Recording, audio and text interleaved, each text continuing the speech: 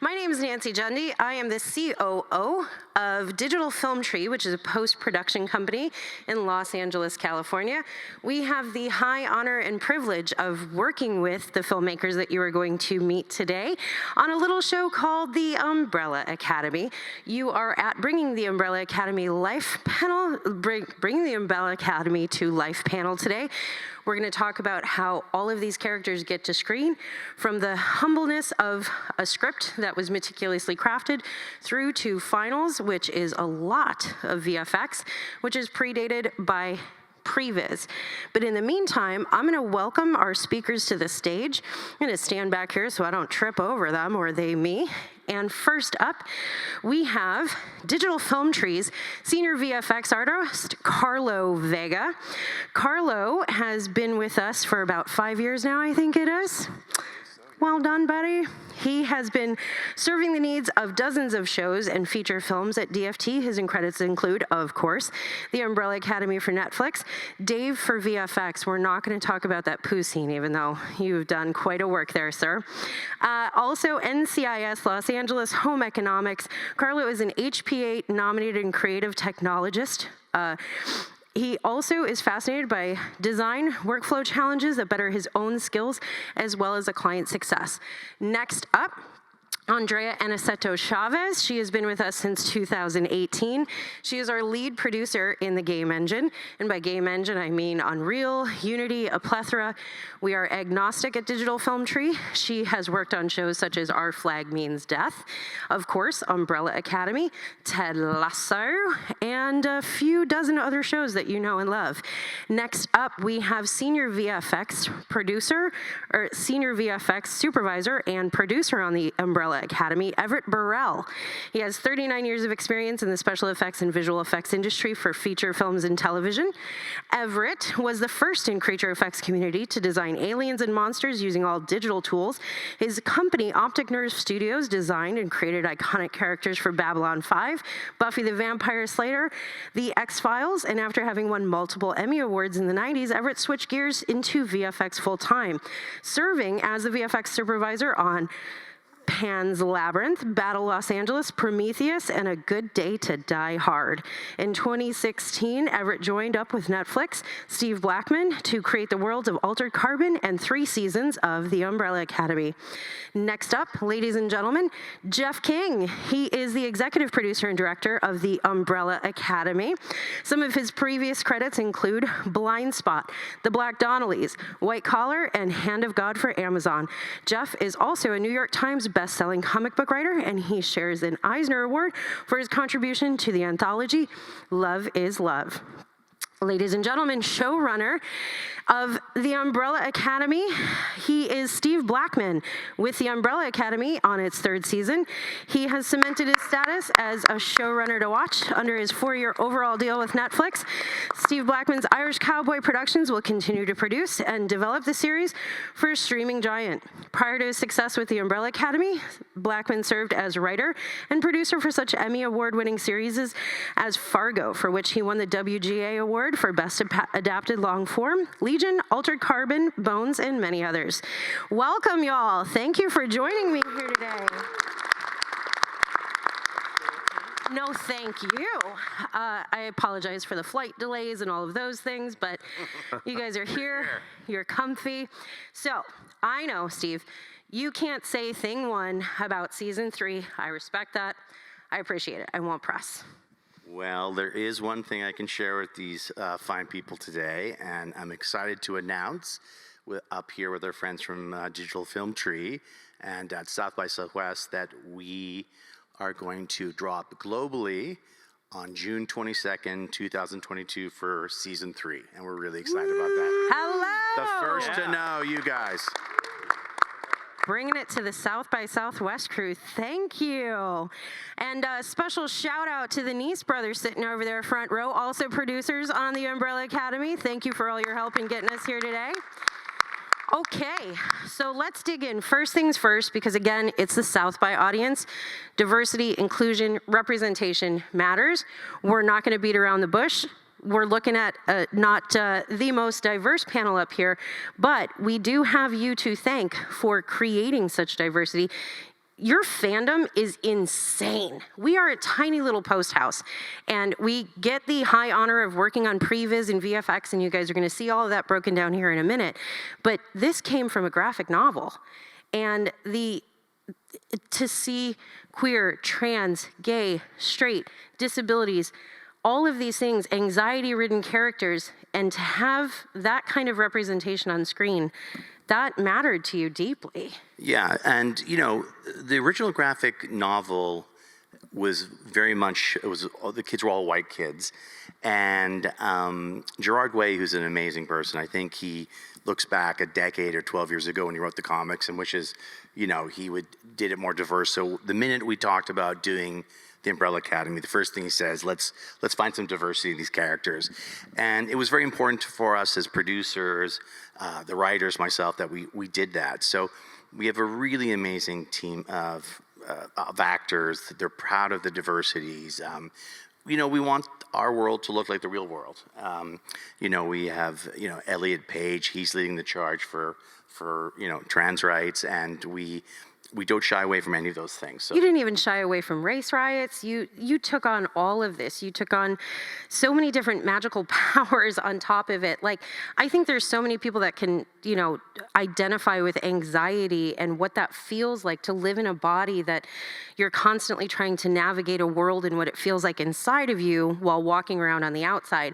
And that's where I'm excited to get into pre-viz and VFX, because I don't think a lot of people understand what goes into showing those kinds of things on screen. You can feel something, but until you actually see it and you can identify with it, it's a whole nother story. Yeah, and we did, on season 2, we were doing issues about, Jim Crow South in 1963, and it was, the summer of Black Lives Matter. So it was a very, very, it was an intense time, and we wanted to tell honest stories, relatable human stories about that time, and not cheat in any way, even though, we're technically a superhero show. We're a show about people, about a family. So it was important that we stay true to those events, and we'll continue to do so. Well, so I want to queue up a video on pre-viz. Now, before we dig into this, before we hit play, I want to make sure that we understand what pre-viz means. It means to pre-visualize what filmmakers are going to actually shoot. So you don't always get a chance to, commandeer Dealey Plaza, for example, for 2 whole weeks. You don't get a chance to, have actors for elongated period of times. So pre-visualization actually gives you a chance in a game engine. And what that means is the same way that you would make Fortnite and all these characters and running around a battlefield of something of that nature. You can bring in a headshot from an actor, put them onto an avatar, animate them, rig them, texturize them. You can work with costume, you can work with set design, you can work with lighting. We bring in various cameras into the game engine. So whether you're shooting on an ARRI, a Sony Venice, whatever that camera is, we can actually load that in and you can film scenes in the environment with which your actors will then be. And so we can go ahead and hit play here, and I want Andrea, who edited this, to give a little talk through what we're looking at here on the side-by-sides. Yeah, that would be awesome. So I'm excited to share with you guys what we did in terms of pre-viz for Umbrella Academy Season 2. When we created the pre-viz, we wanted to make sure that it was going to be unique. It wasn't going to be just like having a visual of like, oh, here's what the shots look like, that's it. We wanted to provide accuracy with everything we were doing. So the 3D model you're seeing of Dealey Plaza here is actually a lidar scan, which means it has the accurate heights and dimensions of the actual location. Once we had that environment into Unity engine, we started adding characters, animating, spawning cameras. The camera was actually very, very special to us because it was a virtual version of the ARRI Alexa 65.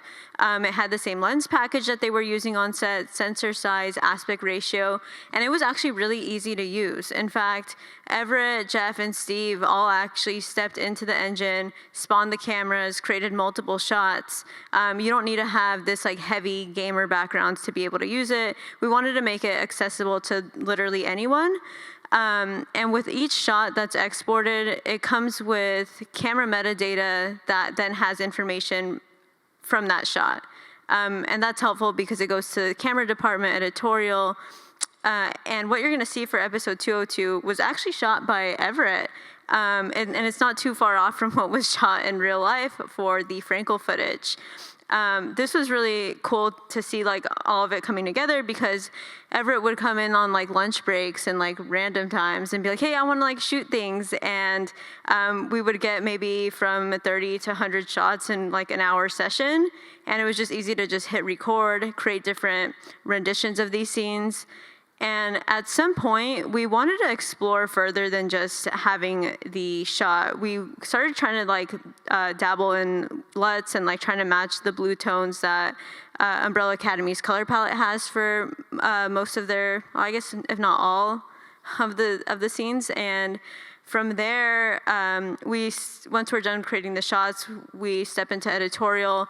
Editorial strings those shots together, and they get an idea way ahead of time, way before they even get to set, in terms of what is this going to look like? Is this story compelling? How can we push this forward? What shots are going to become priority? And also, a little fun fact, we ended up adding the Super 8 camera in here as well, so to show like, oh, which shots could be done on the Super 8, which ones would be done on the Lexus 65. And it was really cool to just see this come together. So that's actually an important point. One thing that I want to touch on is that pre-viz serves almost every single department that there is, from wardrobe to the writer's room. It can become an extension of what's possible. So everything that you're looking at with the Dealey Plaza situation, they didn't necessarily know even what you would have access to. There's a great story about the FBI buildings that you couldn't go towards. Yeah, I'll let Jeff share that story. I'll just say this one thing that just so everyone's aware, I mean, we went there for a day, but that's all we had. We didn't have weeks of time to sort of sit there. It's a very busy tourist attraction. It's also a place of memorial. So we were very limited in what we could do there. So having this pre-viz available to us and scan made it possible for us to actually design the shots.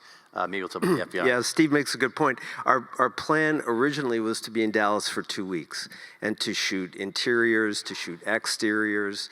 But as the demands of production began to make themselves real to us, what we seized on was the Cinecode to teach us how we could divide up what we were shooting in Toronto and in Hamilton, in Canada, where we filmed the series, and what we absolutely need to get in Dealey Plaza, because we discovered how limited our time there would be, and you hopefully had a seamless experience of all the surrounding events in episode 208, the saving of Vanya, the Diego's heroic run across Dealey Plaza, the action of Five and Luther behind the grassy knoll at the fence. Those were all shot in different places. I mean, look at this shot.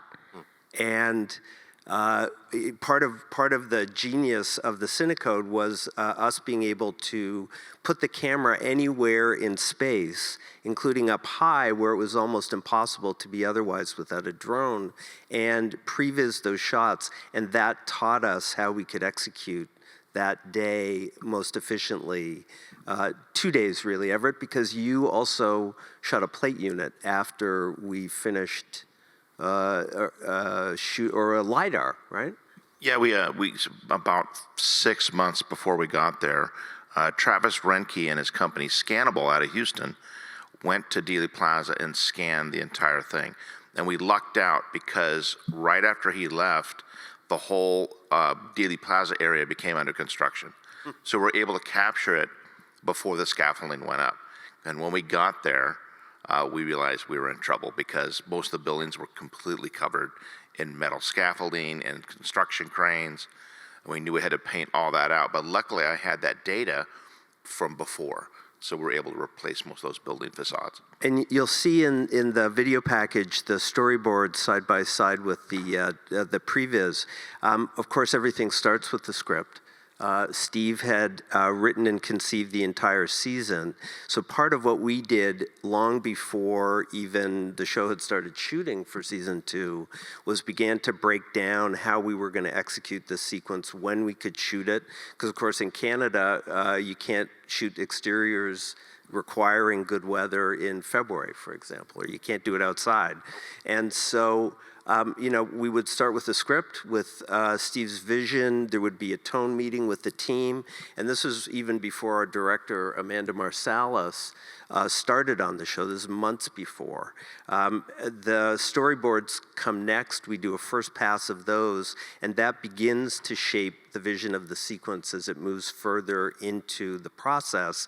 And part of what we did that I think turned out to be pretty effective for the team was share those storyboards with pre-viz and tech-viz so that they could get as rich an experience of what the vision and execution of the script was going to be. Well, Carlo, if I can pass it to you for a second, because that lidar became incredibly important to you when it came to actually executing shots, right? Oh, absolutely. So really, with the previs, you got the lidar, and then we'll add assets to it, right? And it just gives us amazing one-to-one representation of the world that we're in. So then we can take those assets and kind of move in towards visual effects, and that's why previs and visual effects go hand in hand. So the building that comes down, how was that an exterior shot that you guys were able to get? Did we have to recreate that entirely? When the FBI building gets destroyed? Yeah. So that was based off a LiDAR scan. In real life, it is an FBI building, so you can't blow it up. That would be bad. But I flew the drone as close as I could get to that building, and every take I'd go a little closer and a little closer and a little closer. So somebody peeked out the window and kind of gave me the evil eye. I went, okay, I'll back off. But we were trying to shoot the drone stuff at the same time main unit was shooting Diego and the other cast members and the extras and the stunt people. So we had the drone going up while they're shooting. So they'd shoot their portion and yell cut, and when they yell cut, I had to land. I wasn't able to get enough footage. So I realized if I flew over the fountains, the little pools, that it was safe. And the AD said, that's fine. So I was able to get way more footage just flying over the fountain while they kept shooting. I didn't have to keep landing and going back up and landing, going back up. We just sat up there and hovered for as long as we could and just shot and shot and shot. And nobody's talked about the hurricane yet. Tornado that hit Dallas the week before we were supposed to shoot. And so the team on the ground there really did incredible work getting us clear and access enough to shoot that day. But we really had 2 or 3 units going full time from sunup to sundown. It was incredible. Yeah, I mean, our production team out of Dallas and the police department were incredibly helpful because they had a huge job. There we go. Can I add one thing to what these guys are saying? I don't know if everyone's aware out there. I mean, we only had maybe 7 or 8 backgrounds. So everything you've seen there are digital assets of people running. But it was another day when we were there that there were hundreds of visitors. And we used David Castaneda's character, Diego, very early in the day, and we hid all our names of our show, so they didn't know what we were. But we kept, every time we moved the camera one way, we'd have to move hundreds of these people to go behind us or this way. They're nicest people in the world who came to visit the site, but it was a challenging day. But, I think without the assets from, being able to do this digital film tree, I can't imagine. I mean, we shot everything we had planned out one by one by one. And I don't think how we could have done it any other way if we didn't have that, that tool in our toolbox to shoot and to use that sort of software. It wouldn't have been able to be done. Yeah, it really taught us what we could shoot and how we could shoot it. For example, there's a fabulous scene with 5, with Lila and Diego. They're sitting in a car. It's in the trailer for the 2nd season. And 5 pops into the back seat. And they're staking out the book depository because Diego's trying to figure out how he's going to save JFK and fulfill his destiny that he believes his father is expecting him to. And we really wanted to shoot that in Dallas and weren't able to because of our scheduling. And again, that's, part of what we did was use the tool to imagine where we were going to be in space. And we shot that all on a blue screen in back in Toronto using plates that Everett shot. And the location that we picked, we didn't know, was right beside the book depository, which is literally the heaviest tourist foot traffic from about 10 o'clock on. So you won't see this in the show, but every time Everett spun the camera to take a new plate, we had to move about 500 people. So they were walking around like a sundial, just standing out of frame for every plate. And they were incredibly gracious, I have to say. It was, Wasn't there a great story too about the book depository when you guys walked in and like there was a bunch of Umbrella Academy, like the graphic novels? Yeah, that's true. When we first went to Scout, which was actually around this time, because our director of photography, Neville Kidd's daughter, was playing here at South by Southwest, Millie Kidd, we walked into the library, and we hadn't identified the name of the show. We were under a code name. I forget what we were Mercury, I think, in the second season. And there in the library were the 2 issues of Dallas, the graphic novel from the Umbrella Academy. And the librarians explained to us, of course we couldn't tell them who we were, what a great tool the Dallas graphic novel was to interest kids in the history and the story of the depository and its connection to JFK. That's so cool. Well, Everett, I'm gonna ask you to kind of talk us through what we're about to see next year with the VFX reel, because there's so much happening in the before and afters, so much that happens with each one of their powers, so much that was happening in the battle scenes.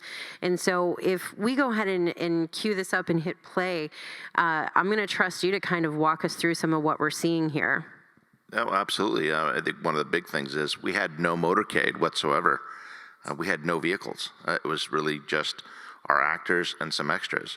This is later on. It was incredible to dig deep into that research. Everett, can I just add, this city looked more, this street looked more like Dallas in 2020 than Dallas did. I mean, this is the only place we could find that looked like that. So go ahead, Everett. Yeah, no, it was a massive achievement. So, again, lidar scanning. We lidar everything. We scan every actor. We scan every vehicle. We scan all the props. We have a huge library of stuff because you never know when you're going to need it. And our saying is you can never have too much reference. So my team, myself, we're always taking photographs of, street corners and street signs. And practical, that's an actual creature costume you said has lasted all 3 seasons at this point for Luther? That he wears, the sort of not featured. They were kind of hidden. And we had to rebuild them for this season. And we always continue to try to outdo ourselves every season. We always amp up the amount of effects and the technical aspects. So this is one of those episodes that we just really went all out. This is a little bit bananas here. I mean, kudos to you for showing the work. And I think it's over there.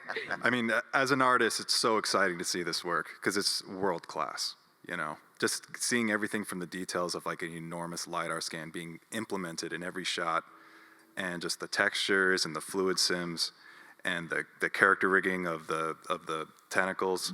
I mean, it's really amazing. So can I put the onus on you to unpack some of that? How many people here know what a fluid sim is? Give us pedestrian terms. What's that mean? Okay, so like, let's say like the big explosion before we see like the Umbrella Academy titles.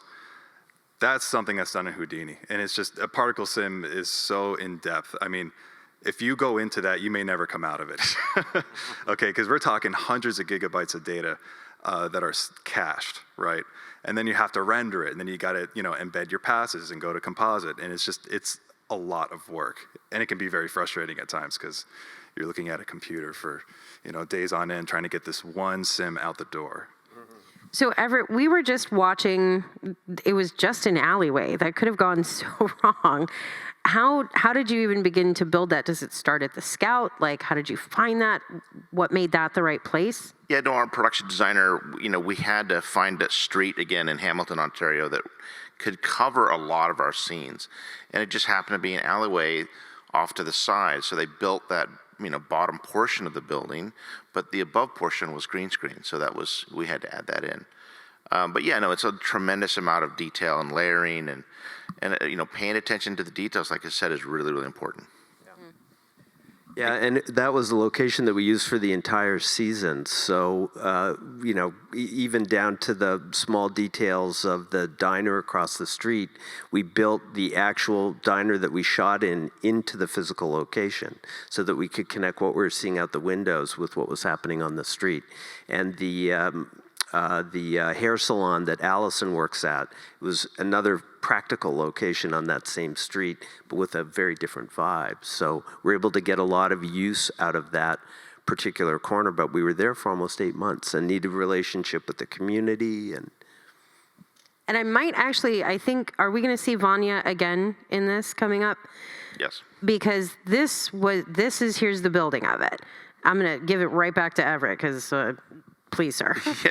Originally, this scene was shot in a different position. She was laying down on her back, and it was, she was in a trance. And then when Steve saw the cut, he goes, "No, I want a more dynamic pose." So I had to take, Vanya's head from a different scene and put her onto a CG body, so we had that dynamic pose.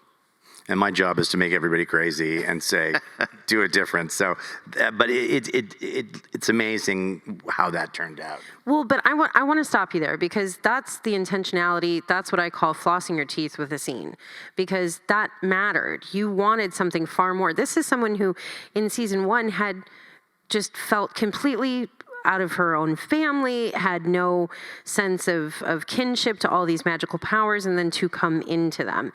That's all of our stories, right? Eventually you come into your own, you feel it. And why did that matter, that you had the face, but you wanted this pose, this moment, what she was coming into and feeling as her own? Yeah, I mean, after a 2-year journey, the character of Vanya needed to find the inner strength that she had as a character. And it was a moment of really not being afraid, not being the wallflower. So the pose initially that we had didn't sort of express that. So we went with a much more, in my mind, a more powerful, forceful, I'm here pose. And it turned out to be, much better. I just want to add one more thing. So just so it's clear, when we do these pre-viz, the tech-viz with Digital Film Tree, we put on these goggles and, we're actually looking around in the world. I actually almost got sick wearing them after the first 5 minutes. But it just allows us all these little details that you guys see. It's because we could plan so perfectly ahead of time. Shots like this, I mean, we could look at what we wanted to do, and then Everett was able to do his magic. And you can see here, like, sort of all those pieces just come together.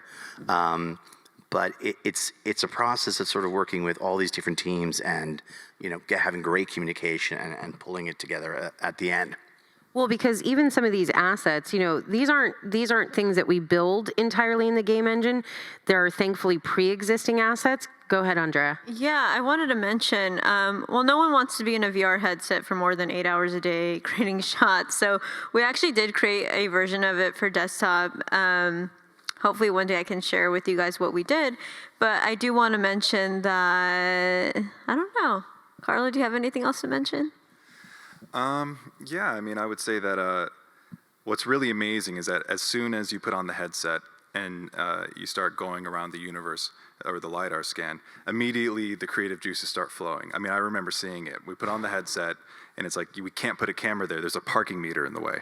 We can't put a camera there. There's a tree in the way, So immediately, as soon as you go onto set, you have much more precision. But it's also heightened the medium too, because now when you're on set, you could add a medium shot that you'll have the pre-viz cut there on set, and you could watch it, and you could be like, oh, we don't have a wide shot here. We could get more emotion from the scene if we just get this wide shot, But I think the evolution of it, and tell me if you guys agree, is that someone like myself as a showrunner producers, I don't necessarily have to go to the location anymore. Right. I can sit with the director, the cinematographer. We can plan out ahead of time.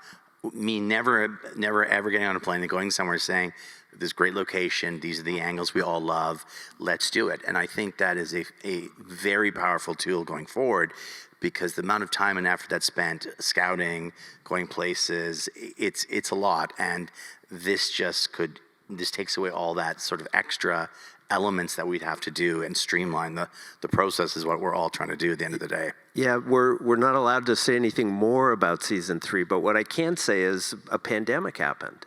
And so we're working remotely. We have, for example, because we were shooting in Canada, we had directors who had to quarantine for 14 days as they were coming across the border. So how do you use that time efficiently and well?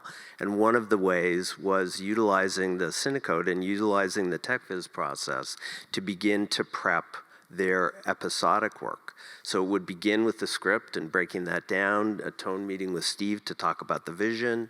We would do storyboards as a first step, but then from there we would immediately start zeroing in on the sequences that were impossible to pre-viz any other way, whether it would be the stunt pre-viz or visual effects pre-viz. And the beauty of the system is it pushes the data so fast and it's so nimble that we could go into a scene. Our production designer could provide us with a SketchUp or a lidar of a set if the set existed. We could ask Andrea and Carlo to populate the scene with actors. We could assign powers to them. And then the directors of photography, Neville Kidd and Craig Wroblewski, we could sit and look at the screen, and Everett and Philip could be on with us and talk about where the camera was going to go. We could pick a lens. We could decide which camera was going to be utilized. That's an incredibly beneficial thing to a production that, even at our ambitious size, is moving incredibly quickly, has limited amounts of time. Jeff, can I just add that at that point in production, we weren't allowed to have more than 4 actors on the set at a time. There were so many rules for shooting. I'm sure you've all heard a lot about COVID shooting, but it would have been nearly impossible without this tool. And we were one of the very few shows we're proud of that never shut down once. We kept shooting very safely throughout all of COVID. Thank you. And a lot of that was because we could plan ahead and really understand what we were doing, and that was critical. And because Toronto was behind America in terms of getting the vaccine, so they stayed in a very heightened state for most of our shoot. We did. Yeah, we did. There is a huge amount of credit that you guys are just going to have to say thank you after I applaud you for this, but you are a bloody well-organized show. I mean, I don't even... Thank you. Yeah. I mean, Carlo, you can speak better to how many shots we alone at Digital Film Tree have. Rami Katrib, CEO of Digital Film Tree, sitting up here filming me. Thank you, sir. He likes to say coopetition. We believe in that. For a lot of folks, they probably don't know that VFX houses are just overwhelmed right now. There is an absolute boon happening in this industry where there are houses that'll not even take an entire sequence and just say, we're willing to take this one little part of it. And so Everett, you told a great story about there's no closed doors, because you guys really do communicate thoroughly, efficiently, respectfully.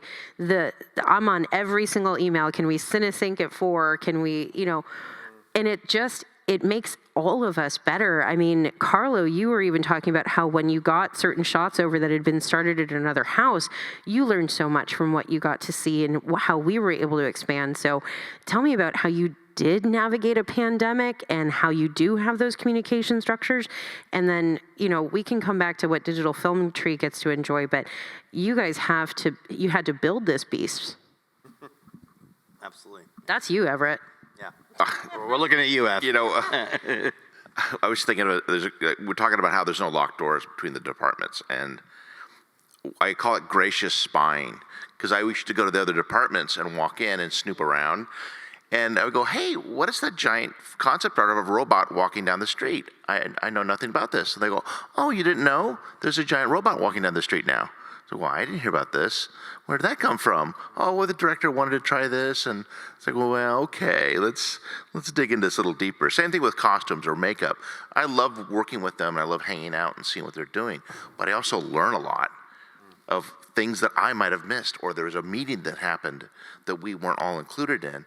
So keeping everyone in the loop is really important for all of us. But by the way, that was a hypothetical. There's no giant robots walking down the street. It was hypothetical. Wait, is there a giant robot? That's not a leak. That was just an example. But no, I have to say, like Everett's, Everett's team and how well he has a good workflow with Digital Film Tree is very important, because I don't, as a producer, and Jeff and I, we see it after he's had the 100 calls, Jeff, with the team over there, Digital Film Tree, and we just say, no, that's not right, and this is that. But they've done, call after call, so it's a lot of building to get even to the point where they come to us and say, what do you think? And then we just assume, well, change these 3 things, and that's easy. Everett never gives away that's really, really hard, and that it'll take a lot of work to do it, but we always get it done. Steve always tells our production designer, you can just build that set, right? Yeah, I do that a lot. Yeah, you can build that, sure. I mean, we do. We have to give shout-outs to Philip Hoffman. We have to give shout-outs to Dylan Shadinsky, our head of VFX, and Avital Shalev, our director of creative services. Just, Carlo, if you can kind of speak to the amount of shots, there are, fun fact, we're not hiding anything. Almost every show in existence has beauty fixes now. And so some of those beauty fixes can take like 15 minutes. But then you have ginormous shots that can, take like days, if not a week to do. Yeah, and we have a very talented VFX team. So, if we have a whole scene where we need to clean something up or make sure something looks a certain way, then we're in total communication, But also, I would say that, a show like this is really a global effort. So something like, number 5's Blink, we work with Spin on that, and then we'll get the script and open it up, and then we'll go through it, which is, by the way, masterful nuke work. And then our editorial team will go through and make sure that continuity matches, because that blink has to look right, and I think we nailed it on the first go. Mm-hmm. Yep. Well, and I do kind of want to go into the powers here. So there's a huge difference between Klaus and sending a zombie army after people, to the rumor, to the blink, all of these, Everett, how do you stage these things, and how do you get the continuity to match, not just shot to shot, but season to season? Well, I remember first season we did a camera test with Aiden, who plays number 5. And he was talking to me about the scientific sort of realities of him blinking, and trying to explain to him well, is there a mathematical formula that how I blink and how does it work? So I said, what's kind of cool is if using your body motion, it helps. And he's really great at it. So when he blinks, what he's doing on set is like jumping in the air or jumping forward. And that momentum drives the blinks. And that's always something that, I love when actors bring that extra level of detail. But they all do. All our cast is so great about really going for it when it comes to their powers. And I think they trust us now so much. But I always get questions occasionally like, well, where do my tentacles come from? Steve? Yeah, I make up some kind of reason in the moment. But no, it is amazing how our actors were definitely involved. And, I had conceptually thought of the powers. Obviously, I had the graphic novel as a source guide. But, it wouldn't translate. It couldn't photocopy from graphic novel to TV. So there's a lot of playing around with how we could make these things work. So our actors really had a lot of thoughts about them. And, I would bring Jeff and Everett into the discussion, and we would say, okay, well, how do we bring that to life? And we did it. And we're hopefully, you'll see in season 3, everything continues to evolve. But it really was a group effort to sort of make those things happen.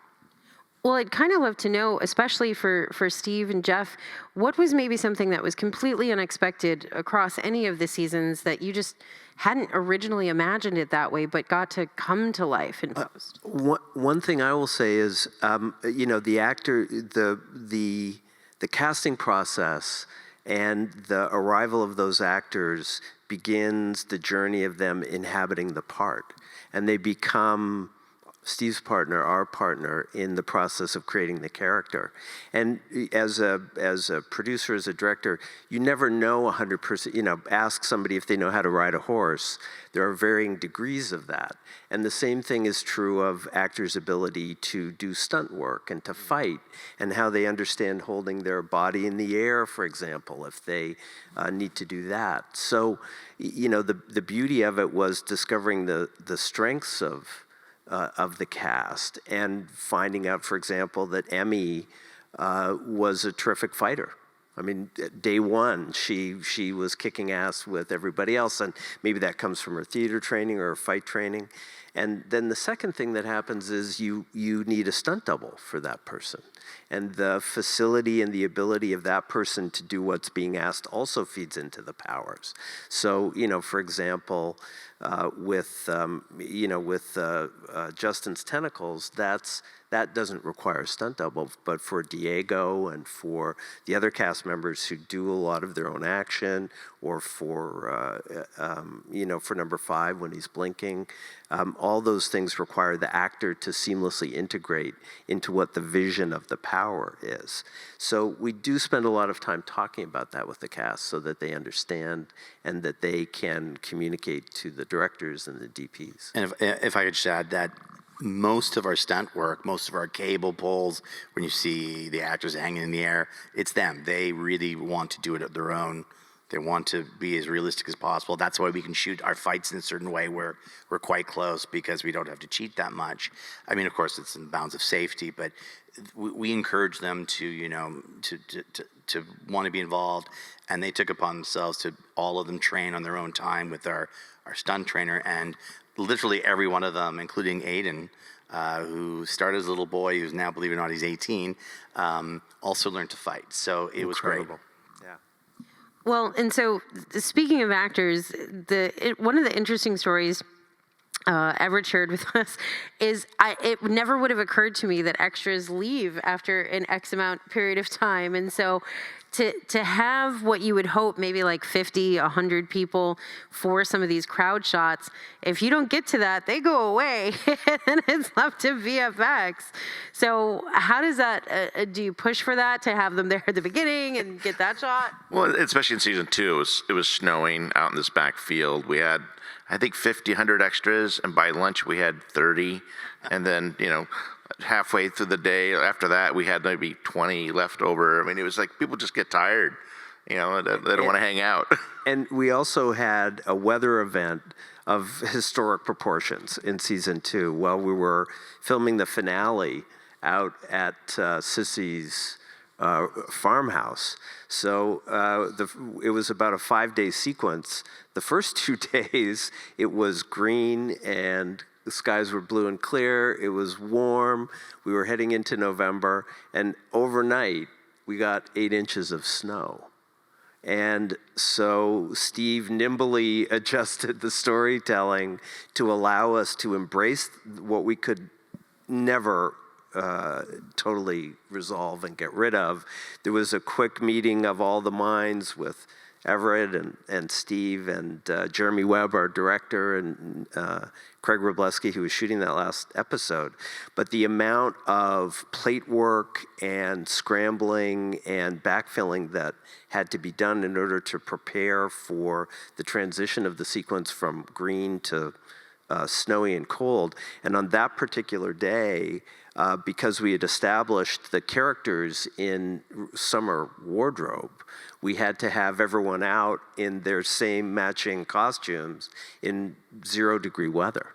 So you can only put so much spandex and hot shots and warm clothing underneath all of those summer suits and the masks and the helmets, and they had to charge up and down and build the basis onto which you then ultimately graft a 1,000 commission army. But how are you missing the worst part of it? How you not told the story? I may have blanked out. I may have completely blanked out of anything For bad. any of you filmmakers, it wasn't just a snow event. We were totally screwed. We shot in one direction for a few days to get all the coverage that way. So everything that way had no snow, and then it snowed, and we just shoot all the coverage this way for 3 days. And none of it matched. It couldn't match. because we couldn't get the snow to melt. We tried, and there was nothing to do. So Wait, how did you try to melt the snow? I gotta hear this. we have Canadians who are snow experts who can add it, they can melt it, they can get rid of it. But it was just too much in a huge field. And this is the finale in season 2. So I was really trying to explain to Netflix and say, guys, we got to do this again. We can't use it. They're like, it's not so bad. So what we did is we cut a reel together, shooting it as it would be, and we showed them a reel where like our actors would be running full speed one way with grass, and they cut, and then there'd be in 3 feet of snow running the other way, then back to grass, and back to snow. But ultimately, it was a VFX fix Everett did to save us, to make it all look like we had to decide whether it was going to be snow or green, and ultimately we went with snow. Right, Everett? Yeah, it was a combination. Like, one direction was green, and if it did have snow in it, I had to remove the snow and put green in. And the other direction, we called it the snow cone. It was an area around the barn where Harlan was that had snow, so we were able to blend the snow back into the scenes as needed. Yeah. So I want to throw this to Andrea, because this is kind of where we start, right? But what has been across the 2 seasons, but what you can talk about, has been your favorite experience to work on so far with this show? I guess if you're saying experience, I think I like how much it's progressed. Obviously, I can't dive into season 3, but I will say that because you guys are so organized, even Jeff, like your vision is so clear with your direction and everything that you do. Even when we're barely in pre-production phases where the script is barely at its first draft, like no one really knows so much about what's going on. A lot more departments are getting involved with the pre-viz. It's not only a cinematography and a director thing. Also, like the stunts are getting involved. At this point, it's a mixture of pre-viz, tech-viz, and pretty much everything. And it's just been really fun to see how much that has progressed and how more people are open to seeing how it's helpful, because it is the future and it's not going away.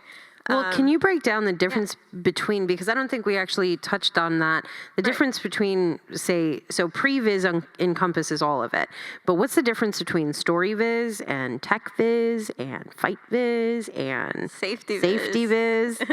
So I feel like this is one of those things where it'll go on like a Webster dictionary at some point and then have like 20 different definitions. To start with, pre-viz it's basically like pre-visualizing the story. So I see that as like blocking shots out, overall encompassing the entire production. And tech-viz is more technical. So like things like figuring out what kind of camera equipment you're going to use, the lenses that are being used, what can we make in addition, are some of these shots going to be handheld? So tech-viz is, I guess, more so camera-based, but also just anything that might, I guess, influence those kinds of things or change the way things are shot. And as far as story viz, I always see that as more of like a storyboarding thing. And just really figuring out like where the actors are standing, what the composition is going to look like, and less focusing on like, okay, so like what camera are we using today? It's just basically building out the layout. And for safety viz was actually something that we also considered when we were doing season 3, with just like spacing and like figuring out like what kind of lenses we could use to cheat things, especially because there's a lot going on in terms of like 6 feet distancing, and everyone was pretty much new to just like I guess adjusting to the pandemic. So there were some things like that we had worked on and just figuring that out. So it's definitely more so kind of a mixture of doing behind the scenes work, but also incorporating the story into it. But Jeff, that was particularly of interest to you, the tech viz, because of how particular spacing needed to be and just what you could swap in and out. Well, and I especially for the integration of the storyboards and the tech viz. That was, as soon as I saw and the other directors saw the power of that and our ability to integrate the two, and then to be able to incorporate, a wireframe of an effect, for example, and then we'd be able to show those to Steve and get notes from him and turn that whole process around to get a second draft working with Andrea and with Carlo, extremely efficient and powerful. Spacing for sure, but also to the kind of tech-viz aspect of, well, what lens do we want to put on? So for example, we, Lexus 65 is our principal unit, but we also have the LF deployed. We use a Mini. We have the Zeiss Super Primes as our spherical lens, but we also had the Hawk anamorphics, and so playing with which lens package we would go with, deciding whether we'd need a specialized piece of equipment, for example, being able to get low below the floor. And the beauty of the tech-viz is, even though you have the set in SketchUp or AutoCAD, you can fly the camera anywhere.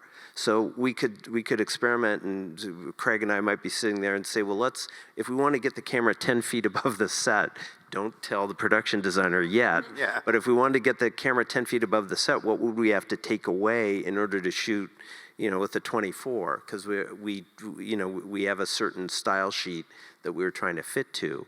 And so, being able to make all those decisions beforehand, and, for example, often the set would be super realistic in the AutoCAD or the lidar, so we could choose which crane might be able to arm all the way in and then rise up high enough in order to make a shot in one instead of having to make it with two cameras, or which dolly we could pick to slide between the back wall and the pillars in order to not have to take a wall off to pop a wall to shoot a shot.